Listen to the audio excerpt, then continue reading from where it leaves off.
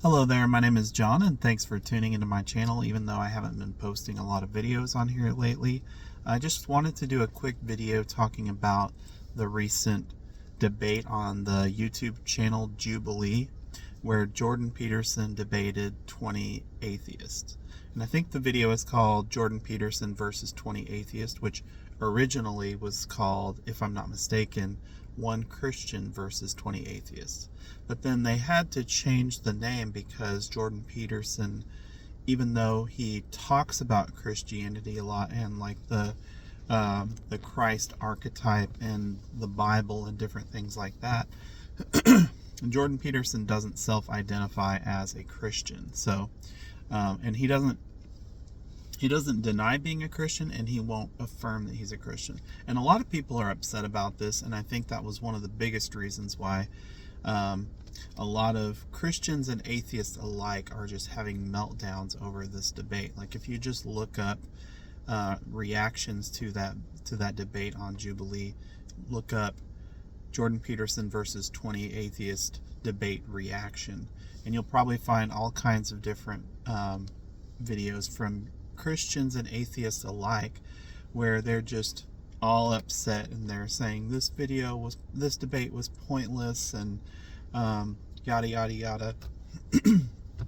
And the reason that they're all upset is because they can't paint Jordan Peterson into a corner. And I think for Christians, most of them are upset because they can't claim him as one of their own. And the interesting thing is that there's how many different denominations, how many different types of Christians across the globe. I think if you look it up on YouTube, there's 40,000 plus different Christian denominations. And a lot of those Christian denominations think that they have the one absolute truth. They have the one absolute true interpretation of the Bible, and all the other ones are wrong, or at least the majority of all the other ones are wrong. You can't really just say just because somebody identifies as a Christian that they are in your club. Most Christians, even if Jordan Peterson were to say that he is a Christian, I know his version of Christianity, his beliefs about the Christian religion, faith, whatever you want to call it, would be radically different than probably 90% or more of Christians today. So now, I just want to talk about this because Christians, they want to be able to. Christians are upset because Jordan Peterson, he won't just come out and say, I'm a Christian, I believe in God, I confess Jesus as Lord and Savior, I believe that Jesus died and rose again from the grave and ascended into heaven and all that. So because Jordan Peterson won't say, like, he won't just make a bold assertion or an affirmation that he believes those things to be true, Christians are all upset. And they're upset because he won't say that, and he also won't say that he's an atheist. So he won't say that he's not a Christian. So, and then the atheists are upset too. I think more because with the atheists, a lot of them think that Jordan Peterson is just trying to have the best of both worlds, and he's trying to manipulate both the Christian and the atheist audience into just to be able to get more views on his social media presence, his YouTube channel, his podcast, whatever, so he can have more influence on a broader audience, and be able to manipulate them for whatever reasons. I don't know. I've heard them say that he's trying to manipulate, and I don't know why they think he's trying to manipulate anyone. It seems like he just finds some interesting and transformative things about Christ and about the Bible and things like that, and he's sharing his perspective. I don't think he's saying that everyone has to agree with him or anything like that, or that he's trying to get everybody to be on his side. So one of the things that, like, I don't see a problem, and I know most Christians will have a problem with Jordan Peterson not wanting to just come out and say that he's a Christian, but I don't particularly have a problem with that, because I want to just talk about this idea, and we're going to kind of be getting into the topic of labels, and labels can be a bad thing if we use them in the wrong way. Now, I would identify myself as a Christian, but here's the thing. A lot of times, like, if someone comes up to me and says, hey, what religion are you?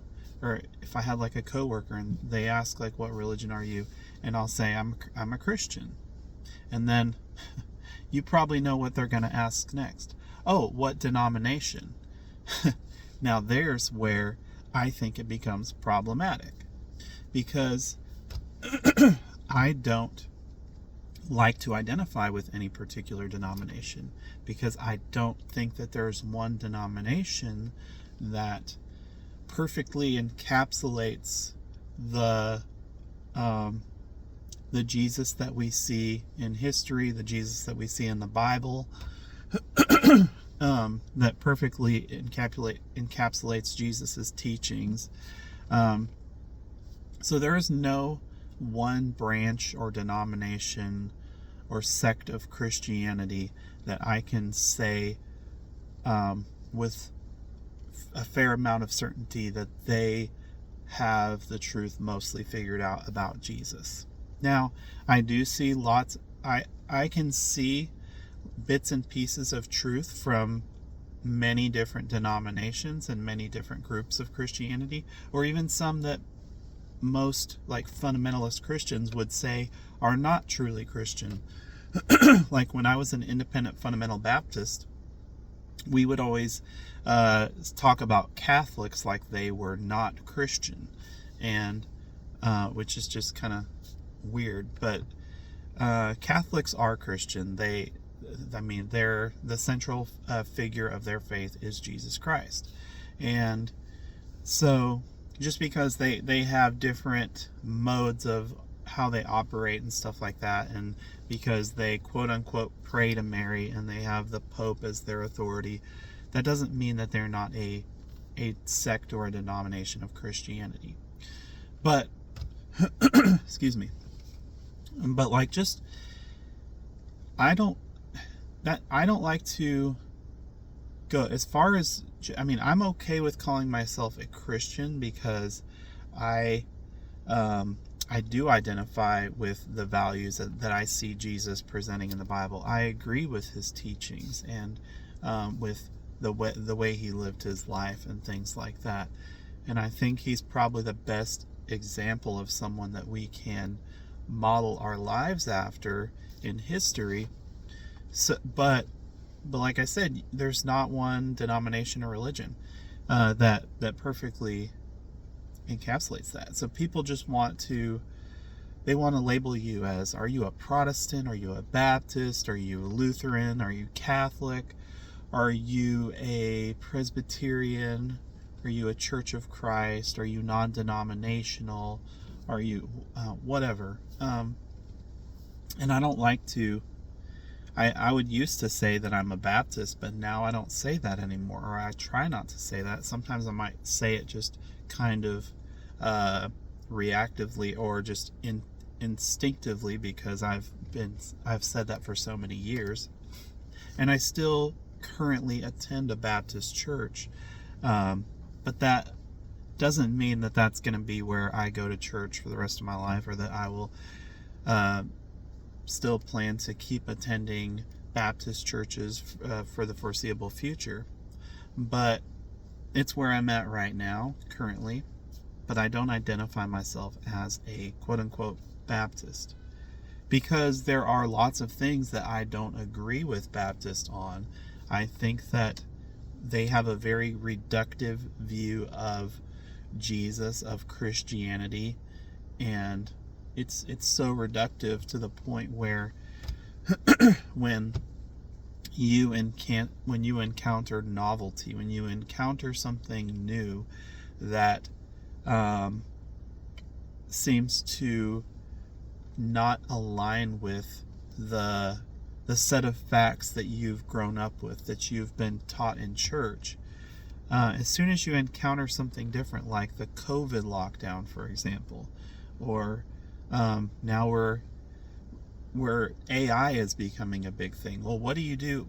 Where in the Bible do you find, or where in your statement of faith, your Baptist faith and message, where do you find how to deal with AI? I mean, that kind of stuff is not taught. I mean, that's something that's intuitive wisdom that we have to learn to tap into, and that you can't find that by looking up a verse in the Bible. There's not a reference for AI or how to handle a COVID lockdown, or how to navigate a world of different of gender fluidity and the rapidly changing culture about gender norms and stereotypes and stuff like that. That you can't find that stuff in the Bible. So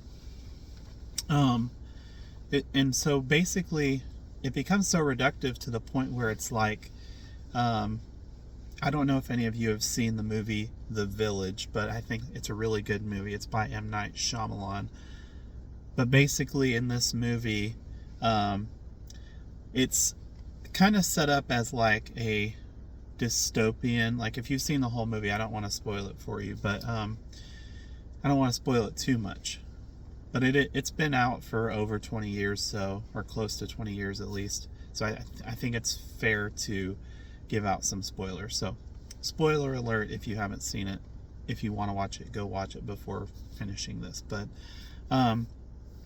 basically in this movie, there's this very close-knit community that is isolated from the rest of the world.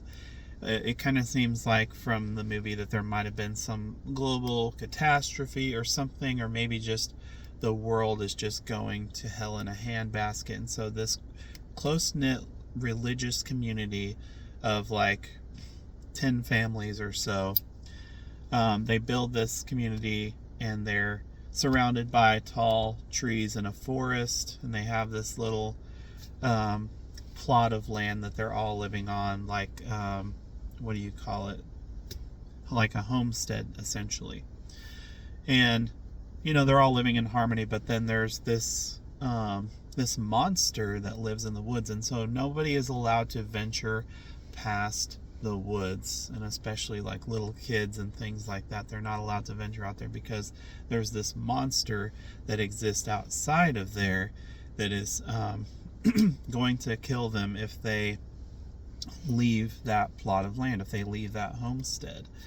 And then later into the movie, the main character, who is this, she's played by Bryce Dallas Howard. I think she's blind in the movie, but she winds up having to venture out of the homestead through the woods to try to find some medical supplies, because she hears about a town, after doing some investigating and stuff like that, a town that might have some stuff to be able to save a family member, someone who's dying, things like that. And I think that that's a very brilliant illustration in that movie of kind of how fundamentalist religion is, because it's so isolated from the world. They have such a reductionist view of the world that it all becomes about about maintaining control and safety, and not having any kind of risk, or not having any kind of influence from society and things like that.